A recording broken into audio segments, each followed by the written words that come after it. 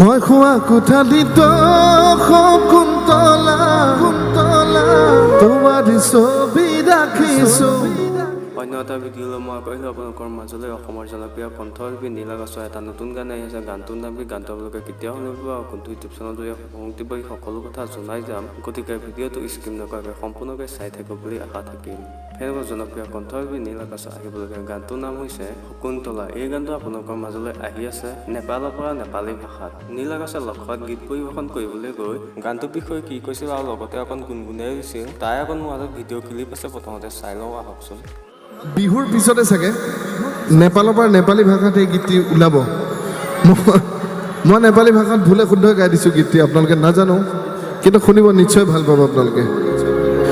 मोबाइलको वालपेपरमा शकुन्तला तिम्रै फोटो राख्या छौ, घरको भित्रमा मेरी माया तिम्रै फोटो राख्या छौ। आमाले भन्छन् पागल भो, दिदीले भन्छन् घायल भो, आमाले भन्छन् पागल भो, दिदीले भन्छन् घायल भो।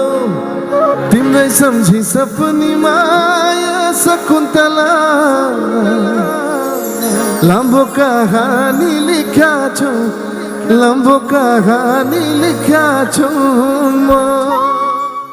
গানটো কেতিয়ালৈ লৈছোঁ বা কোনটো ইউটিউব চেনেলত হ'ব মুক্তি পাই এতিয়ালৈকে জনোৱা নাই। যেতিয়াই জনাব আপোনালোকক ভিডিঅ'ৰ মাধ্যমে জনাবলৈ চেষ্টা কৰিম। আজিলৈ ইমানেই আছিল, গতিকে ভিডিঅ'টো চাই ভাল পালে যে প্লিজ লাইক এটা কৰি দিব। এতিয়ালৈকে মোৰ চেনেলটো ছাবস্ক্ৰাইব কৰা নাই, ছাবস্ক্ৰাইব কৰি ল'ব। মই এনেকুৱা ধৰণৰ ভিডিঅ'বোৰ পাই থাকিবৰ বাবে। Thank U.